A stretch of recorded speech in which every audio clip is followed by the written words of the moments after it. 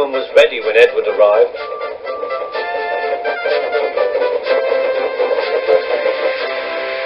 The inspector saw the pole and the rope. "Good man, jump in."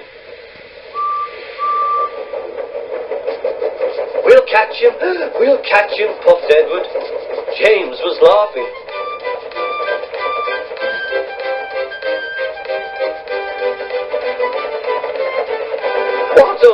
What a lark, he chuckled to himself. Suddenly he was going faster and faster. He realized that he had no driver. "What shall I do? I can't stop! Help! Help!" We're coming, called Edward.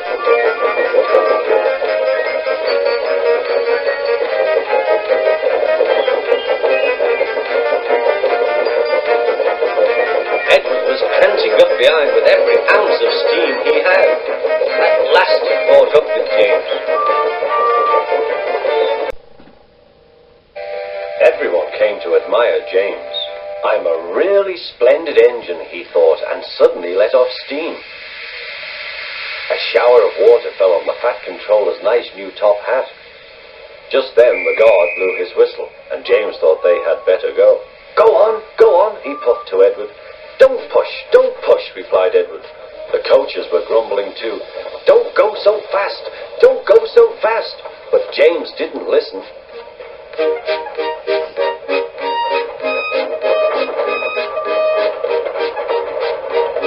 When at last they stopped at the next station, 2 coaches were beyond the platform. They had to go back to let the passengers out. But no one seemed to know about the Fat Controller's top hat, though James felt happier.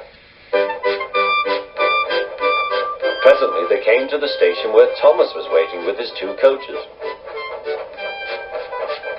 "Hello, James," said Thomas. "Feeling better?" "That's right." "Oh, that's my guard's whistle. I must go. I don't know what the Fat Controller would do without me to run this branch line." And he puffed off importantly. Edward and James passed the field where James had had his accident. The fence was mended and the cows were back again.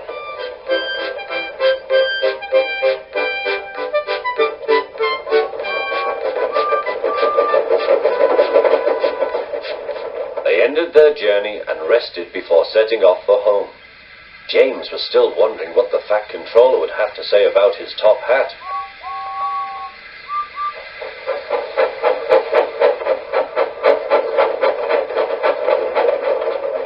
Next morning, the Fat Controller spoke severely to him. "If you can't behave, I shall take away your red coat and have you painted blue." James didn't like that at all. He was very rough with the grumbling coaches as he brought them to the platform. "Don't talk, come on," he called to them. "Gordon never has to fetch his own coaches," he thought to himself, "and he's only painted blue."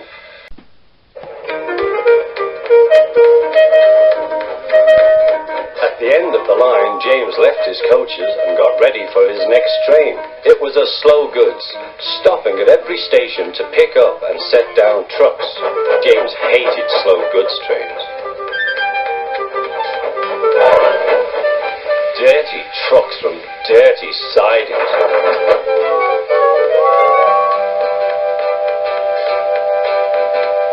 Blech!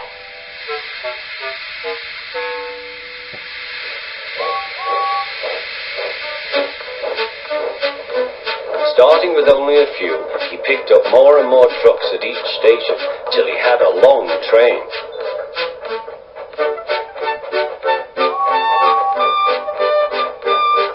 At first the trucks behaved well, but James bumped them so crossly that they were determined to pay him back.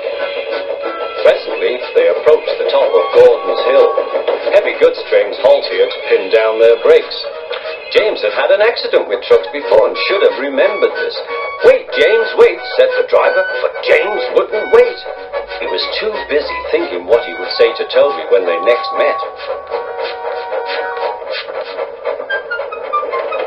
The truck's chance had come. "Hurrah, hurrah," they laughed, and banging their buffers, they pushed him down the hill. On, yelled the trucks. I've got to stop!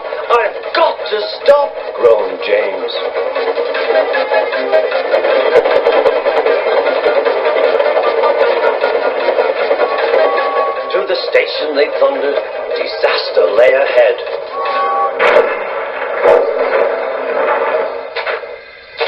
Something sticky splashed all over James.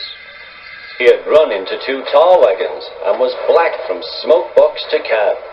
He was more dirty than hurt, but the tar wagons and some trucks were all to pieces.